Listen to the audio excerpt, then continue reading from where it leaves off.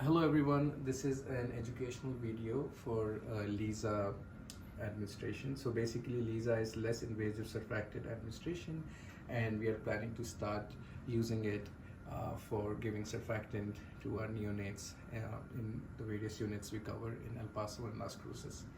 So number one, the guidelines for LISA, and these will be given to each unit, is that now we give surfactant as per our surfactant treatment guidelines, which are already in place. And right now we are restricting this to only for babies between gestational ages 28 weeks to 34 weeks.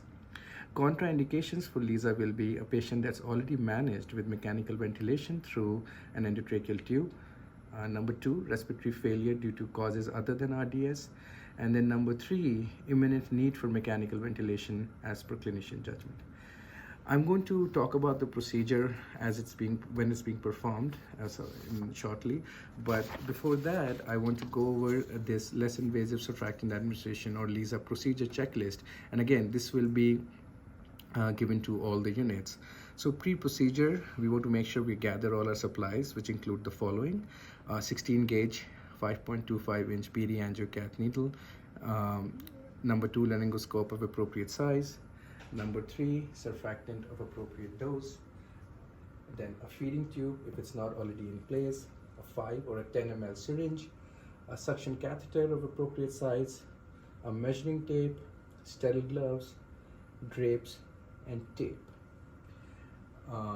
During the procedure, the nurse, again, and this is mentioned in the checklist, needs to document timeout with either an MD, an RN, or an RT, the starting date and time, making sure that the infant is developmentally contained and positioned, that is midline head position and flexed by the RN. We make sure we maintain our mask or prongs in place, ensure adequate PEEP administration and stable vital signs. And then post-procedure, we want to make sure that the RN or the RT wean the FiO2 as tolerated by the neonate and document our PEEP, our FiO2, our SATs, the heart rate and respiratory rate, 30, 60, and 120 minutes post the procedure. And again, this is all mentioned in the checklist. There's also space for additional comments or complications from procedure and the checklist that can be documented. We'll now move over to the procedure. So number one, we mark the angiocath depth of insertion at upper lip with the tape based on the latest NRP recommendations. The recommendations are given with each NRP reference chart, but we are showing them to you here as well. So with each gestational age, there is an insertion depth that is recommended, and we want to make sure that the tape, these angiocaths are taped at those insertion lengths. So assuming that this baby's gestational age is 28 weeks, our insertion depth is going to be 6.5 centimeters. So right now the operator is measuring the insertion depth, and then we'll place the tape on the angiocath, which will be a guide to place the tube at the upper lip, or the angiocath at the upper lip.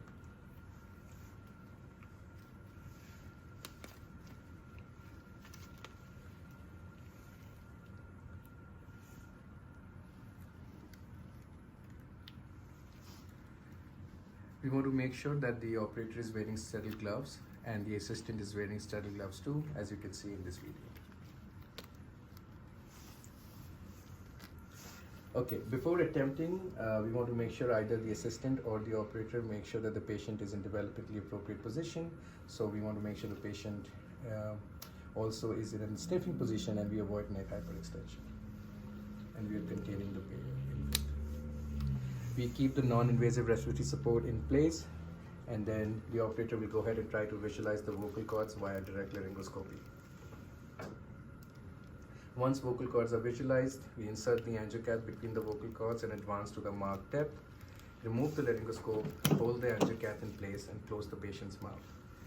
Now we connect the syringe to the angiocath, and slowly instill the surfactant over a period of 1 to 3 minutes.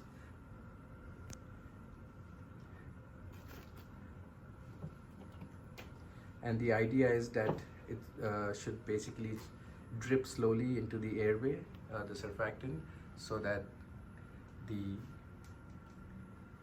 airway still gets adequate pressure for ventilation and oxygenation.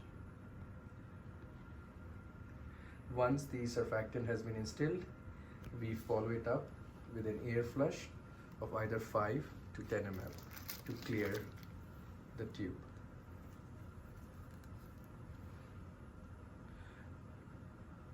Once the air flush is complete, we remove the catheter and then go ahead to check gastric aspirate to screen for inadvertent esophageal surfactant administration.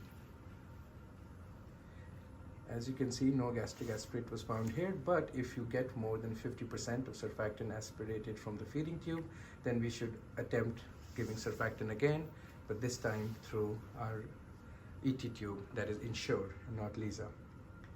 As we already talked about, nurse will monitor the vital signs during the procedure and alert the provider about bradycardia.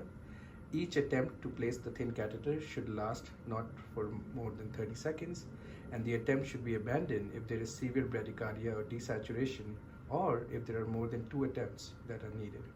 At that point, infant should be intubated with an endotracheal tube and the surfactant administered through the same.